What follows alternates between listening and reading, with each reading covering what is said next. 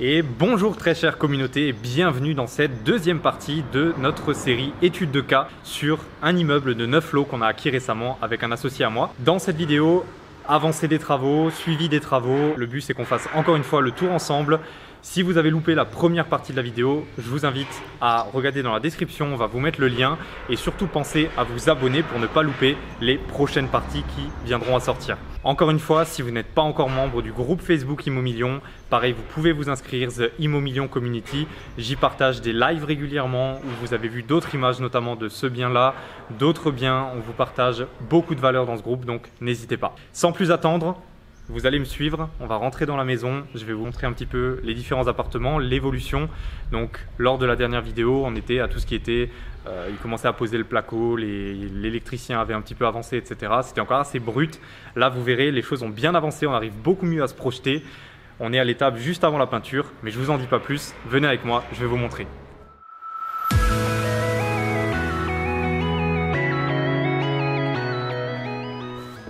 Et bienvenue dans le premier appartement. Donc il s'agit là d'un appartement de 2 pièces de 50 mètres carrés.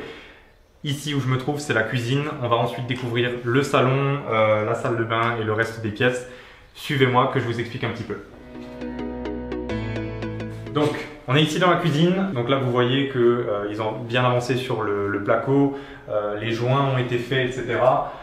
Rappelez-vous ici, on avait un caisson avec une VMC qui est installée. Donc là, le caisson a été fermé. Donc finalement, la cuisine ensuite viendra se mettre juste en dessous de ce caisson. On va en profiter pour mettre des spots également. Je vais vous montrer par ici, on a le tableau électrique qui a été installé.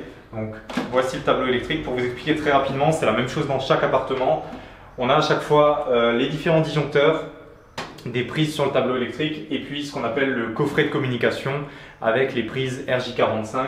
Également, vous voyez ici derrière la colonne, finalement c'est la GTL, la gaine technique, où on a les conduites qui passent vers l'appartement du dessus. Donc le tableau électrique de l'appartement du dessus se trouve juste au-dessus dans la cuisine du dessus. C'est comme les arrivées, les évacuations d'eau, c'est toujours simple de rapprocher un petit peu. L'électricité, c'est beaucoup moins embêtant parce que les câbles, on peut les passer un petit peu comme on veut. Tout ce qui est évacuation d'eau, rappelez-vous, ça coule vers le bas, donc forcément, il faut respecter certaines règles. Toutes les conduites apparentes, les câbles électriques, les saignées qui avaient été faites dans le mur, etc., qu'on voyait peut-être encore un petit peu sur l'autre vidéo, la partie 1, ont maintenant été complètement fermées. On a fait des caissons, ils ont plâtré les différents murs, de façon à ce que tout soit propre. Et donc là, on est quasiment à l'étape de la peinture. Il ne reste plus que quelques murs à enduire et ensuite, on va peindre les différents murs. Je vous laisse découvrir le reste de l'appartement.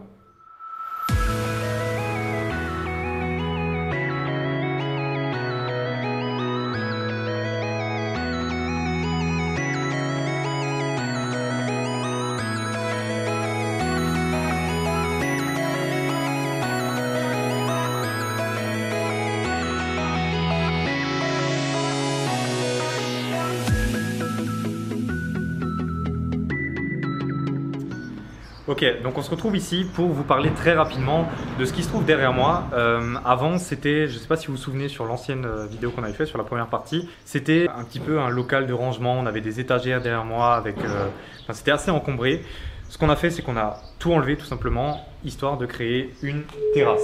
Donc on a maintenant ici un espace grand ouvert, bien lumineux. On a encore l'échafaudage là qui se trouve au-dessus de moi que vous ne voyez pas, mais donc c'est encore un petit peu abrité.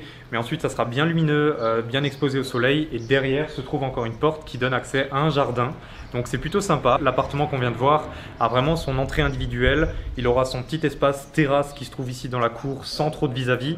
Et derrière, encore l'espace jardin. Également un accès à la cave qui se trouve juste sur la droite. Et donc voilà, tout est individualisé pour cet appartement. C'est plutôt bien fait, ça s'emboîte bien. Et donc on en a profité.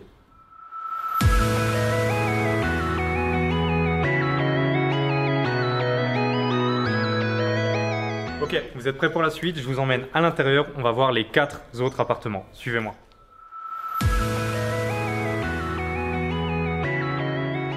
Ok, donc on rentre ici, ça va être la porte d'entrée ici vers du coup le deuxième appartement du rez-de-chaussée.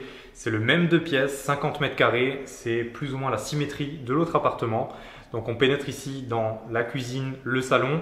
Sur ma droite se trouve la salle de bain, le WC séparé et la chambre au fond. Venez avec moi, je vais un petit peu vous montrer ce qui a été fait là dans la pièce par exemple, notamment au plafond. Donc on a le faux plafond maintenant qui a été posé. Comme vous le voyez, les bandes blanches qu'on voit ici, c'est les joints simplement. Donc on pose les plaques de placo, rappelez-vous les plaques de BA13 au plafond sur les rails. Ça a été isolé et puis ensuite on vient fermer avec des joints donc pour que ça soit bien étanche. Les peintres vont ensuite pouvoir simplement peindre directement là-dessus. Que dire d'autre? On a la séparation avec l'autre appartement qui se trouve juste ici sur ma gauche. Donc on avait un accès ici à l'autre appartement qui a été complètement fermé. Donc ce mur a bien été isolé phoniquement puisque on a quand même l'espace salon d'un des appartements ici et juste derrière ici se trouve la chambre à coucher de l'autre. Donc comprenez qu'il faut que ça soit correctement isolé. Donc on a mis ce qu'il fallait en termes d'isolation. Je peux encore vous parler d'une chose juste à ma droite. Donc les fenêtres, je ne sais pas si je vous en avais parlé dans l'autre partie, on a fait le choix de partir sur du triple vitrage. Pourquoi du triple vitrage? Une légère meilleure isolation phonique et thermique, mais surtout voilà, on va pas se le cacher, c'est aussi pour mieux vendre l'appartement par la suite aux locataires ou aux futurs acquéreurs en disant voilà, on a fait le choix de mettre du triple vitrage. Alors oui, j'en vois venir certains, c'est un tout petit peu plus cher. Pour vous donner un ordre d'idée, on a eu en tout 32 ouvrants, donc fenêtres, porte-fenêtres et portes d'entrée comprises. 32 fenêtres, de tête, je crois que le devis était environ la facture était environ de 24 000 €, donc c'est quand même un prix relativement correct. La différence entre du double et du simple vitrage sur l'ensemble des 32 ouvrants, il était environ de 2 000 €. Donc on a fait le choix de mettre ces 2 000 € pour avoir le triple vitrage du coup. Encore un petit peu plus sur ma droite, on a ici les tuyaux VMC. Rappelez-vous, c'est l'évacuation de l'air usagé dans les pièces. Donc tout en haut à droite ici se trouve un petit trou que j'espère que vous voyez bien sur la vidéo. Donc ça c'est la VMC de la cuisine puisque juste ici on aura la cuisine. Donc l'air va être extraite par ici, tout ce qui est les vapeurs de la cuisson, etc. Juste derrière se trouve la salle de bain, on a le toilette qui est là-bas et donc tout va être centralisé dans le groupe VMC qui va du coup rejeter l'air vers l'extérieur. Ici pareil se trouve un petit tuyau qui est l'évacuation de la hotte, donc on aura la cuisine qui sera là. Donc pareil, voilà, toutes les vapeurs de cuisson vont être extraites vers l'extérieur. Dans la mesure du possible, c'est toujours mieux de le faire comme ça plutôt que d'utiliser des hottes à charbon. Les hottes à charbon, c'est simplement des filtres à charbon qui sont dans la hotte et qui recyclent l'air sur place, entre guillemets, mais qui ne vont pas l'extraire à l'extérieur. Donc dans la mesure du possible, c'est toujours mieux d'extraire l'air vers l'extérieur. Je vous laisse découvrir le reste de l'appartement en images et en musique.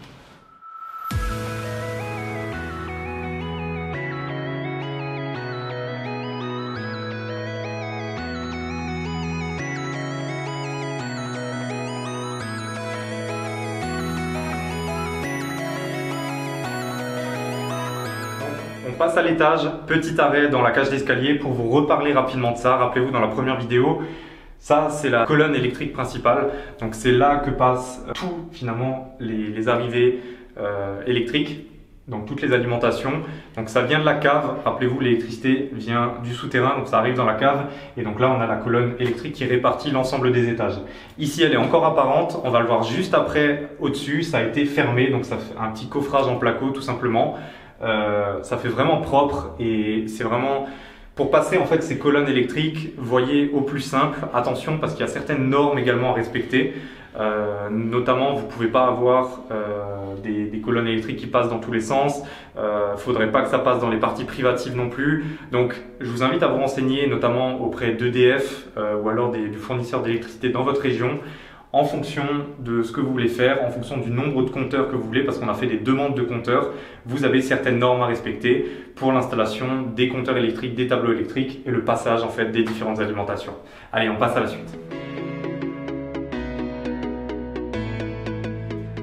Ok, donc deuxième palier, premier étage, encore une fois, un appartement de chaque côté. On va commencer à gauche, suivez-moi. Donc, premier appartement, porte d'entrée qui va venir là, et là on voit bien le boulot des plaquistes qui a été fait. Donc tout le mur ici qui était vraiment dégradé, il a été collé en placo, donc ils ont collé encore une fois des plaques de BA13 dessus. Ça a été jointé, ça a déjà un petit peu été poncé, il va encore passer un coup de ponçage. Et là on voit qu'on a vraiment un rendu super lisse, c'est propre, ça permet de ne pas s'embêter à rattraper les anciens murs en briques, etc. C'est simple, voilà, vous collez la plaque, vous jointez correctement et là donc c'est prêt à peindre. Et vous voyez le rendu sur le reste de l'appartement, ça fait vraiment quelque chose de sympa. Sur ma gauche, on a la salle de bain. Venez avec moi, je vais vous en parler un petit peu. Donc Les salles de bain ont déjà été carrelées, les faux plafonds sont faits également.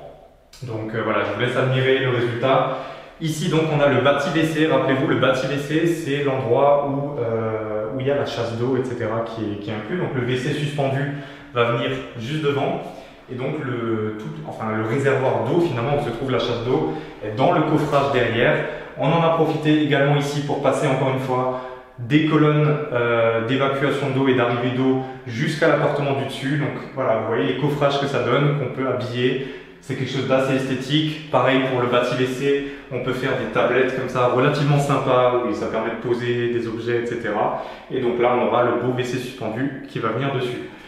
Sur ma gauche, ici, on a donc déjà l'arrivée électrique pour le miroir et puis la lampe finalement du miroir. On a les arrivées d'eau pour le lavabo juste en dessous et également la douche qui se trouve ici à ma gauche. Alors, juste pour vous expliquer rapidement, donc faut comprendre que la pièce avant, je pense qu'on l'a vu sur la première vidéo, elle a été plaquée également, donc ils ont collé des plaques de placo pour que les murs soient bien lisses et prêts à carreler. Et ils sont venus ensuite coller le carrelage directement sur les plaques de placo hydrofuge. Donc hydrofuge parce que c'est dans des pièces d'eau, des pièces humides. Et on voit encore un petit peu ici les bouchons finalement de l'arrivée d'eau de la douche. On voit qu'il y a un petit peu de couleur bleue dessus. En fait, c'est simplement l'étanchéité qu'ils sont venus mettre derrière la douche, c'est-à-dire qu'ils vont appliquer une étanchéité liquide sur les murs de la douche simplement parce que c'est là que ça va être le plus assujetti à l'eau et qui risque d'y avoir des infiltrations, des choses comme ça. Donc de cette façon, on est sûr qu'il n'y a pas de problème.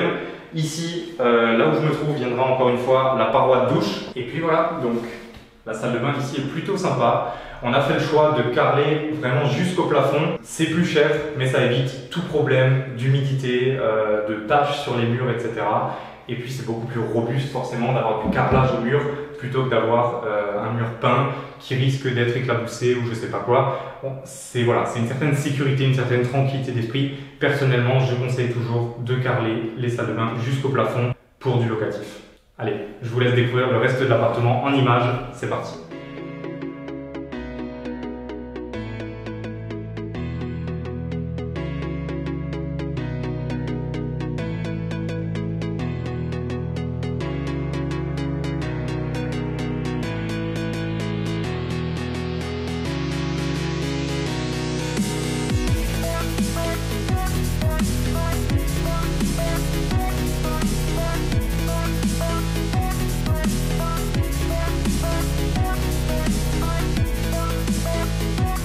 Les amis, laissez-moi vous parler rapidement de cette terrasse. Donc c'est l'une des terrasses de l'immeuble. Là, on a une deuxième terrasse un petit peu plus petite sur l'avant. Au sol ici, je ne sais pas si vous voyez bien, se trouve ce qu'on appelle un goudron finalement. Donc c'est ce qui faisait l'étanchéité de la terrasse par rapport à ce qu'il y a en dessous. Rappelez-vous, en dessous, c'est la petite terrasse intérieure de l'appartement qui a son entrée séparée. Cette étanchéité, comme vous pouvez le voir, elle est complètement morte. Donc il faut complètement la remplacer. Je vais me baisser un petit peu ici. Donc on voit l'étanchéité qui est là, donc c'est sous forme de goudron comme ça.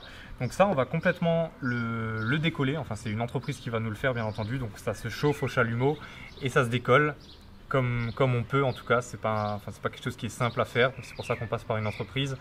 Et ensuite on va venir remettre en fait complètement une étanchéité dessus. Ici les rambardes, on les a simplement repeintes pour qu'on n'ait pas de problème de rouille etc. avec le temps. Et juste pour vous montrer encore l'autre rambarde rapidement, la rambarde ici était vraiment mal fixée, c'est-à-dire qu'elle bougeait beaucoup. On aurait pu dire ok, on la jette, c'est une vieille rambarde, il faut la remplacer, etc. Mais ce genre de balustrade, ça coûte relativement cher si vous la faites faire à neuf. Ici, en fait, c'est quand même quelque chose de très massif. Il faut savoir, en fait, pour la petite anecdote, que là où on a acheté avant, c'était une ferronnerie, serrurerie qui faisait notamment des pièces en métal forgé comme ça. Donc ça, on suppose que ça a été fait main, etc. Ça a une valeur inestimable aujourd'hui. Alors je sais que ça ne plaît pas à tout le monde, mais avec un bon coup de peinture, c'est plutôt propre. Et donc, vu qu'elle bougeait beaucoup, ce qu'on a fait, c'est qu'on l'a complètement décrochée et puis on l'a scellée chimiquement dans le béton, c'est-à-dire qu'on est venu repercer des trous dans le béton pour la mettre dedans et mettre un mortier, un scellement chimique pour qu'elle soit bien robuste parce que comme vous le voyez, elle est fixée nulle part sauf dans le sol. Donc là, c'est bien robuste, la sécurité bien entendu c'est important et une fois que ça sera repeint, ça donnera un côté vraiment sympa.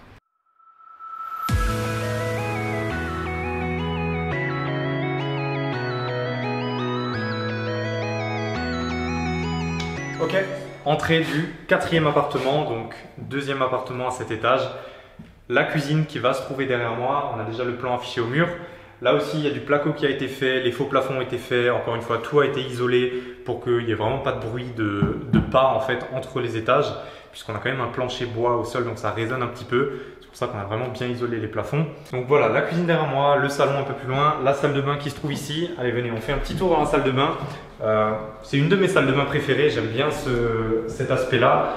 Donc on a choisi de partir sur un carrelage effet parquet. Donc on a ici à nouveau le bâti support avec le bâti support du WC, la chasse d'eau, etc. Ça a été habillé avec un coffrage. Au plafond, je ne sais pas si vous voyez bien, on a ici une petite trappe qui donne accès à la VMC également. Donc le groupe VMC se trouve ici. Bien entendu, ça va être fermé avec une trappe ici, mais c'est important qu'on ait toujours l'accès en cas de dépannage ou de remplacement de la VMC. On a le chauffe-eau également qui est prévu sur ce mur-là. Et puis voilà, la douche qui se trouve à ma gauche. Que dire d'autre? Au niveau des fenêtres, je ne sais pas si vous avez remarqué, mais on a ici des fenêtres qui sont opaques, tout simplement parce que c'est une salle de bain et que cette fenêtre donne sur la cour. Donc, il ne faut pas qu'on puisse voir à l'extérieur ou à l'intérieur.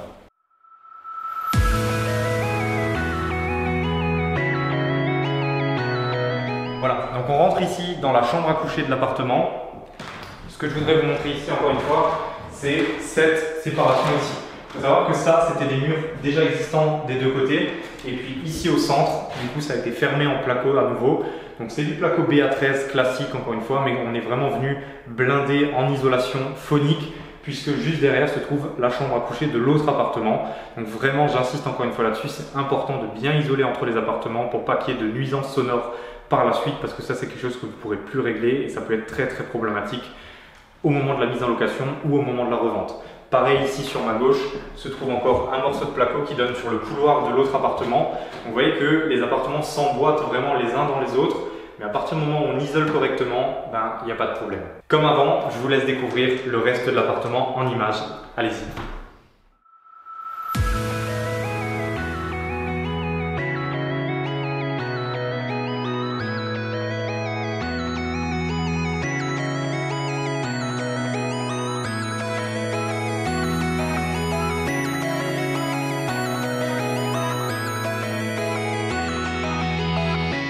Les amis, je voudrais vous parler ici de ce caisson. Okay, je vous ai parlé avant des colonnes électriques qui répartissent les différents appartements.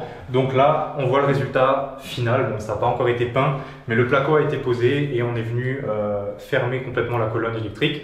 Donc encore une fois, ça passe ici dans les communs, ça gêne personne et puis ça permet de répartir l'ensemble des appartements. Donc bien entendu, la même chose sera faite en dessous. Et ici, on va venir peindre complètement la cage d'escalier. Les escaliers vont être carrelés également et on a ici l'accès au dernier appartement dans les combles que je vais vous montrer tout de suite. Suivez-moi. Ok, donc bienvenue dans le 5e et dernier appartement de la maison. Donc là, on voit vraiment le boulot qui a été fait par les plaquistes et les jointeurs notamment. Tout a été habillé en placo, on a l'isolant, d'ailleurs ça doit s'entendre au niveau du son quand je parle. Donc là, on a les rampants qui ont complètement été isolés. Jointé, donc c'est toujours la même chose, hein, du placo BA13 avec une couche d'isolant. Donc là sur les rampants on a 28 cm d'isolation. Au niveau du plafond on a 30 cm d'isolation. Tout ça pour que on ait bien chaud en hiver, bien frais en été et qu'il n'y ait pas les bruits extérieurs qui viennent nuire au confort des locataires. Je vais vous montrer ici le tableau électrique. Donc là, encore une fois, c'est toujours la même chose qu'avant, sauf que cette fois-ci, c'est un tableau encastré, puisqu'on a eu la possibilité de le faire. Donc comme toujours, on a les différents disjoncteurs pour les différents appareillages de l'appartement. En haut, le boîtier de communication qui a du coup les différentes prises RJ45. Et puis, encore une fois, ça vient finalement de la colonne électrique pour alimenter le tableau. Sur la suite de l'appartement, derrière moi se trouve la cuisine sur ma gauche qui sera installée. Donc là, on a mis des pieds droits un petit peu plus haut pour permettre justement de venir poser les éléments de cuisine contre. Les toilettes, la salle de bain que je vous laisse découvrir tout à l'heure en image. Et donc on voit déjà les différentes arrivées électriques de l'électricien qui permettront de venir poser des spots. Donc c'est vraiment ça l'avantage d'habiller en BA13 en placo, parce que ça permet de passer tout ce qui est conduite d'eau, de chauffage, d'électricité et de donner un rendu vraiment propre comme vous pouvez le voir sur les images.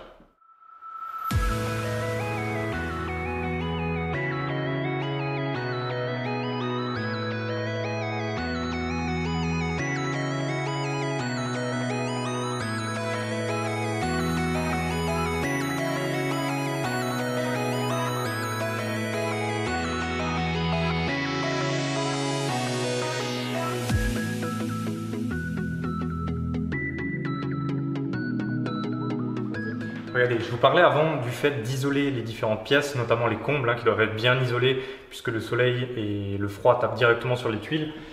Ici au niveau des murs par exemple, donc ça c'est l'isolation vers la cage d'escalier, donc c'est un petit peu moins important que le reste. Mais là on voit bien du coup le travail qui a été fait. Donc on a le rail en placo qui vient soutenir du coup la plaque de placo ici, le BA13, et derrière donc la laine de verre qui vient isoler phoniquement, thermiquement.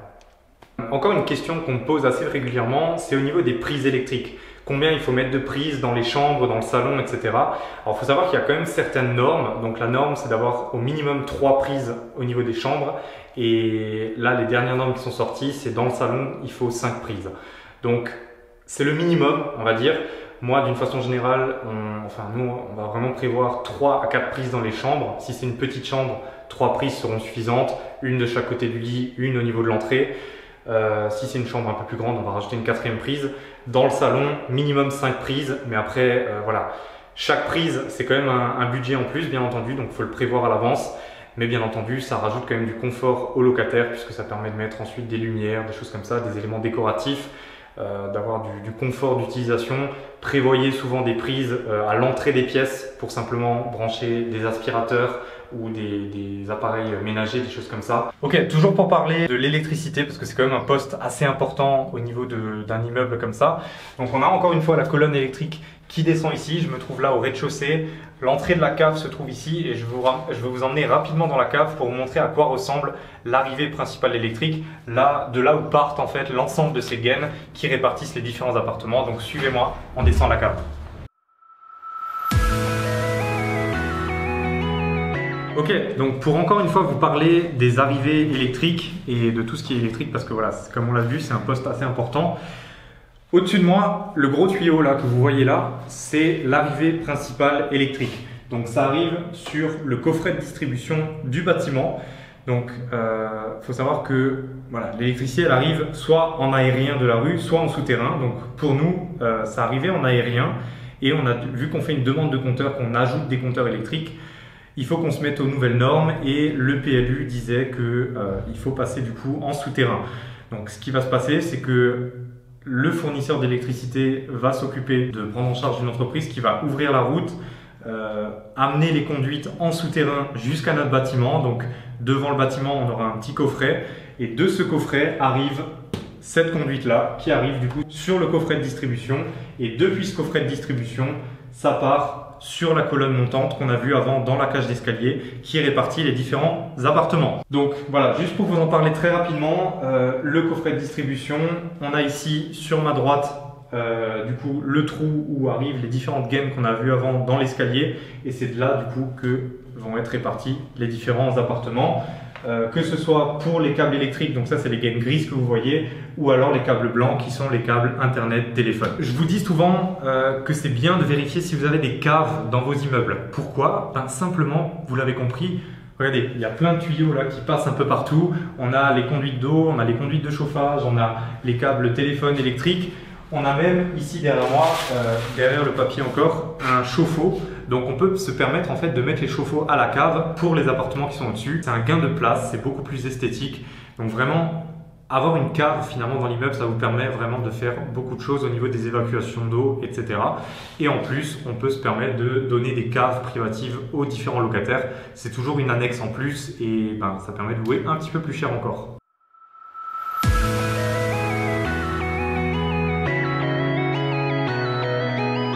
Donc, tant qu'on est dans les caves, je m'excuse pour la luminosité. Enfin, vous voyez que voilà, on est dans la cave, il n'y a pas beaucoup de hauteur sous le plafond. J'en profite pour vous parler de la chaudière. Donc ça, c'est l'ancienne chaudière au fioul dont je vous parlais, qui esthétiquement est pas très belle, je vous l'accorde, mais qui fonctionne encore très bien et qu'on a décidé de conserver pour le moment. Le jour où elle cassera, on décidera éventuellement d'installer une pompe à chaleur ou une chaudière à gaz. Il suffira simplement de se raccorder sur les conduites d'eau chaude déjà existantes, mais on a décidé de faire le choix de conserver cette chaudière et on espère qu'elle nous tiendra le plus longtemps possible jusqu'à la revente des appartements en tout cas. Ok, donc on vient de voir les 5 appartements de la maison. Derrière moi, rappelez-vous, dans la première vidéo, je vous avais parlé du fait qu'il fallait des places de parking. Dans notre cas, il nous faut 2 places de parking par appartement et donc on a dû trouver une solution pour ajouter des places de parking supplémentaires. Donc on a fait ça derrière moi, dans ce qui était avant un ancien atelier. On est venu le débarrasser complètement, il y avait des établis, etc. Il y a des poteaux qui nous gênaient et c'est de ça dont je voudrais vous parler. Et le but maintenant, c'est que les voitures puissent se stationner là-dedans. Donc on est venu créer 6 places de parking là-dedans. Suivez-moi, je voudrais vous en parler rapidement. Ok, donc on avait ici, rappelez-vous, des poteaux centrales. Donc il y avait 3 poteaux en tout sur toute la largeur. On a encore des comptes des poteaux ici. On est venu renforcer avec des étais provisoirement. Et donc comme vous pouvez le voir un petit peu plus au fond, on est venu mettre des gros poteaux métalliques donc qui viennent délimiter les différentes places et soutenir finalement la dalle en béton qui est juste au-dessus. Ici au centre, on veut faire la même chose, mais on ne pouvait pas se permettre de mettre les poteaux métalliques à la même largeur parce que ça gênerait le passage des voitures. Donc ce qu'on va venir faire ici, c'est qu'on va venir mettre une grosse poutre métallique au niveau de la dalle en béton au-dessus. Cette poutre fera 7 mètres de long et va être soutenue également par des poteaux, mais du coup l'écart entre les poteaux va être beaucoup plus important. Donc là, les poteaux ont déjà été démolis, on a les poteaux extérieurs qui ont déjà été posés. Et donc là, on attend la livraison du dernier HEB, donc c'est la poutre métallique. C'est un HEB 320 pour les connaisseurs. Du coup, cette poutre métallique, on va venir, comme je l'ai dit, la mettre ici pour soutenir la dalle et la livraison devrait se faire d'ici une semaine à peu près. En attendant, bien entendu, on ne peut pas se permettre d'enlever le poteau central simplement, donc on est venu solidifier avec des étais.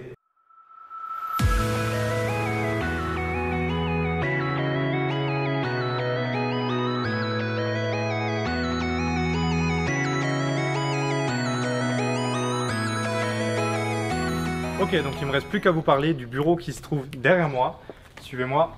Donc, ici, il n'y a pas grand-chose qui a été fait pour le moment. On attend encore en fait l'étanchéité qui est au-dessus. C'est une pièce qui est très humide, donc ça peut faire assez peur à voir. Les murs sont très humides, etc. Il y a des taches noires un petit peu. C'est rien de très alarmant. C'est simplement que voilà, on a eu des infiltrations d'eau par la terrasse qui se trouve juste au-dessus. L'étanchéité va être faite prochainement, mais bien entendu, on ne va pas commencer tous les travaux de plâtrerie, de placo, BA13, etc. tant que le problème d'étanchéité n'a pas été réglé. Donc, je m'excuse un petit peu pour le bordel. C'est une pièce qui sert de dépôt également pour le temps du chantier. Donc là, on est venu remplacer les grandes baies vitrées qui sont là. Ça, je vous en avais parlé lors de la dernière vidéo.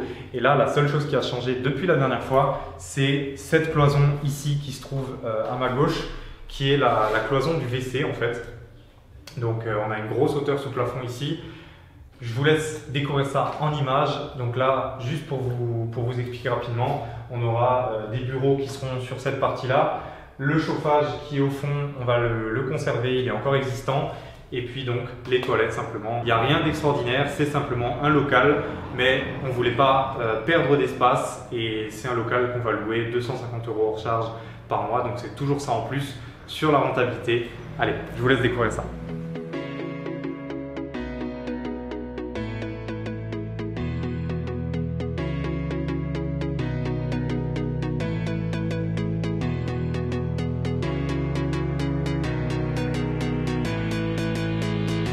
Voilà les amis, on arrive au bout de cette vidéo, donc c'était la deuxième partie de cette étude de cas. Abonnez-vous vraiment si ce n'est pas encore fait, activez les notifications, c'est la petite cloche pour recevoir une notification dès que la troisième partie sortira. On a encore pas mal de choses à vous montrer, notamment la fin des travaux, tout ce qui est mise en peinture, les sols, les portes qui vont être remplacées, le montage des cuisines, l'ameublement du bien, etc. puisqu'on va faire une bonne partie en location meublée. Également la mise en location, je vous ferai une vidéo un petit peu plus posée où je vous parlerai de tous les chiffres, mais là pour l'instant je vous le réserve pour la dernière partie tout simplement. Donc voilà, restez bien attentifs, il y a beaucoup de valeurs que je veux vous délivrer encore lors de cette étude de cas. N'hésitez pas à mettre un pouce bleu si vous appréciez ce format de vidéo où on parle vraiment de concret. Pour le coup là je vous emmène vraiment sur ma vie de tous les jours, la gestion du chantier, etc.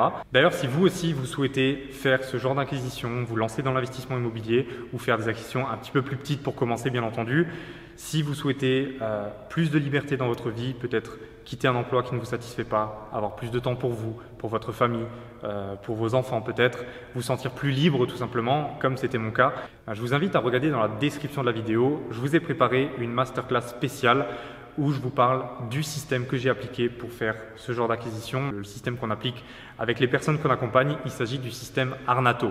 Donc regardez bien dans la description de la vidéo, le système Arnato, c'est les 6 étapes simples à suivre qui s'adapteront à votre situation, à vos objectifs pour vous lancer en immobilier. Je vous en dis pas plus. Encore une fois, cliquez sur le lien dans la description de la vidéo et on se retrouve dans cette masterclass spéciale et dans la 3e partie de cette étude de cas.